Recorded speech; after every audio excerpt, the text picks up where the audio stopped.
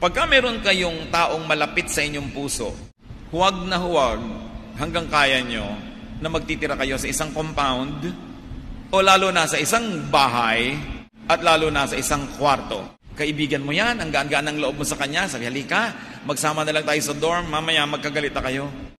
Kung pinapahalagahan nyo ang isang tao, sikapin yung huwag siyang masyadong maging malapit. Kasi makikita nyo ang mga kapangitan niya na pag malayo ay natatakpan ng makeup. At makikita niya rin ang mga kapangitan nyo, mamaya wala na nakikita kundi mga pangit. So, gusto nyong maging magkakasundo, huwag masyadong magkakadikit ng bahay, pati mga magkakamag-anak. Dahil mamaya, tampuhan yan, away-away, nag-away ang mga magulang, pati mga anak, kasama na rin sa mga awayan, pati mga asawa, mamaya ubusan na yan ang lahi. Maganda ang magbiyanan ang bahay nila kung pinakamalapit, mga 5 bloke. Yun ang pinakamalapit. Pag naaamoy ng biyanan mo, ang gisa mo, mamaya napintasan ka pa. Lumayo-layo ng konti. No? Mga lalaki, gusto nyo ng tahimik na buhay, huwag nyo pagsamahin ng inyong ina at ang inyong asawa sa isang bahay. Dahil siguradong gulo ang hinahanap nyo niyan. Ngayon, kung hindi nyo kaya, economically, wala na tayong magagawa, gumawa kayo ng paraan para magkasundo. Pero habang kaya, naku, wag na lang. May problema ba ang buhay mo? Huwag kang mag-alala. May advice ako. Pakinggan mo. No. Alam nyo, ganyan talaga ang buhay. Parang life. Basta yung importante ay mahalaga. At kung saan ka masaya, dun ka happy. Basta wag kang maniwala sa swerte. Kasi malas yun.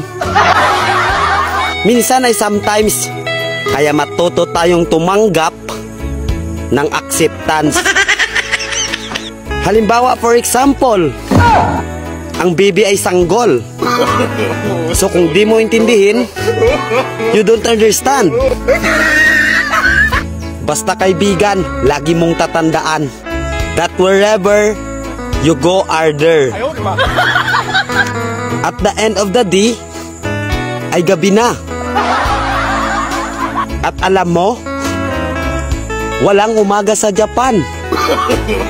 Kasi lahat sila ay hapon.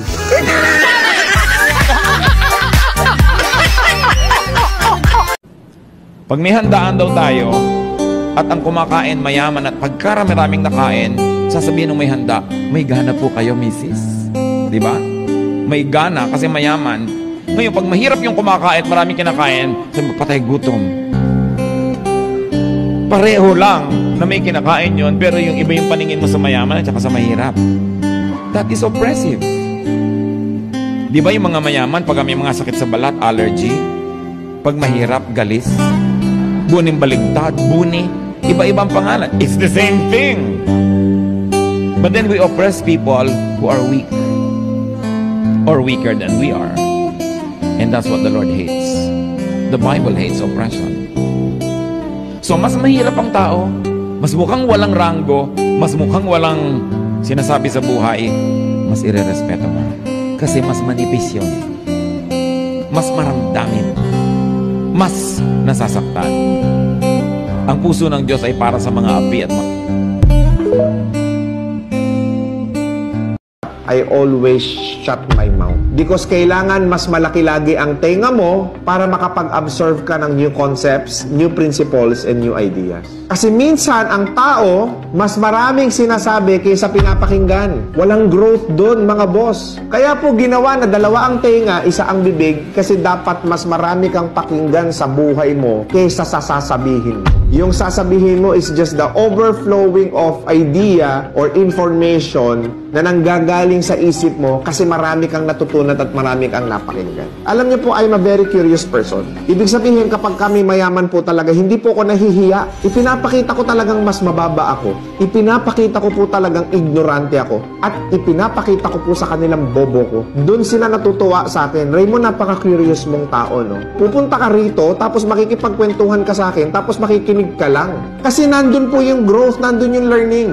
Sa pakikinig. Dapat lagi kang curious sa bagong information. Yun po ang kulang sa maraming tao. Bakit? Masyado ka kasing nagmamagaling sa buhay kaya hindi ka umaasenso. Yung feeling mo kasi alam mo na lahat. Yung feeling mo kabisado mo na lahat. Yung feeling mo ikaw lagi ang tama. At ipinagpapasalamat ko ho na lagi sa akin paulit-ulit sinabi sa akin mula bata ako hanggang tumanda ako ng tatay ko na bobo ko. Kasi yun pala ang makakatulong sa akin kung nasaan man ako ngayon.